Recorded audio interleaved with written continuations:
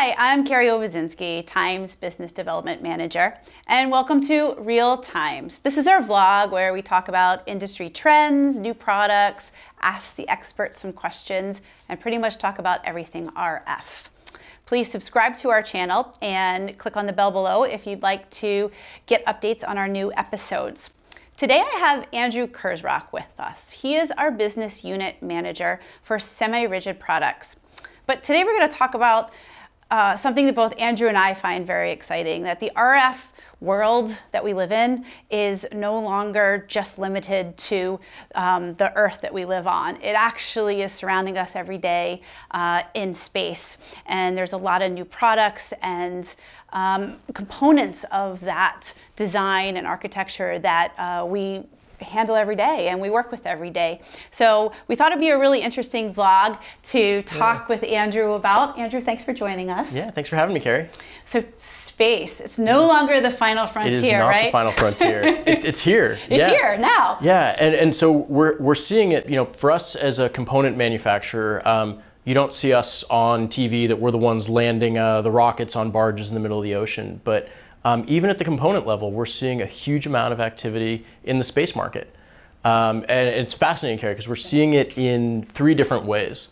The first way that we're seeing it is just the huge number of new actors, right? So companies that weren't here 5 years ago that are looking for cable assemblies for both transmit for their communications from all of their satellites, as well as things like synthetic aperture radar. They're seeing big constellations of satellites, and they need cables to support those payloads. The second we're seeing is, companies that have always been in the space industry, are making their systems much more modular. So where 5-10 years ago, a satellite or the bus for a satellite might be really specific to a mission, now you're seeing a lot of suppliers come out with a standard bus that can be used with a number of different payloads. What does that mean is, you're a designer thinking about your RF payload. You're going to need broadband cables that no matter who your next customer is that comes in, the cables are going to have to be able to support that, because you're not going to want to redesign your bus, go back out, requalify everything. We can talk more about that in a minute. And then the third that we're seeing is, there's a huge amount of government effort, both civilian, whether it's here in the United States, Artemis returning to the moon, the U.S. military, the U.S. Space Force, but really, the global space industry growing. Is really pushing us for the bleeding edge of what we can do when it comes to phase stability over temperature, when it comes to being able to support, lightweight, and the delivery rates that we just see continuing to rise. It's a pretty exciting time in this industry. It sounds like it. So as we go sort of further and further, if you will, there's a lot to think about, right? There's a lot of different pieces of the puzzle that might not be what we think about, just hooking up an RF cable here. Well, and the first thing you're looking for is flight heritage. You absolutely want to ensure that the products that you're going to be using are going to be able to stand up to the environment. At Times Microwave on the RF cable side, it's our phase track product has quite a bit of flight heritage. We actually have it's called our space flight cable, which is really custom designed and really optimized for a space environment. And then the third cable that we have, and where I play mostly on the semi-rigid cable side of the business, is our silicon dioxide cables.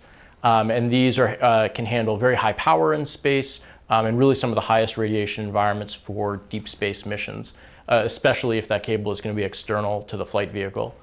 But what we see from these customers, from the engineers who are thinking about it, is they care about things like outgassing, making sure that we have no or low outgassing materials in accordance with all the European Space Agency standards.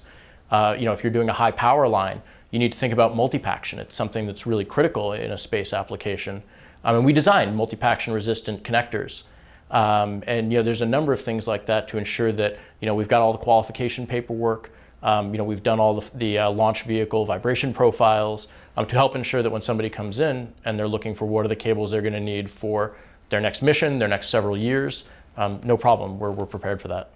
Well, thank you, Andrew. I think you and I could sit here and talk about space like for much longer than a 5-minute way longer vlog. than YouTube will let us. Yeah. Right. So, but if you have more questions about space and where Times is supporting some of our customers in space, please feel free to ask the question below in the comments, or you can email us at realtimes@timesmicro.com. That's REEL. And again, subscribe to our YouTube channel. If you liked this vlog, share it, like it. Remember to click on the bell if you want to know about our new episodes. And thank you again, Andrew. Until next time, please stay healthy and well, and thank you for watching.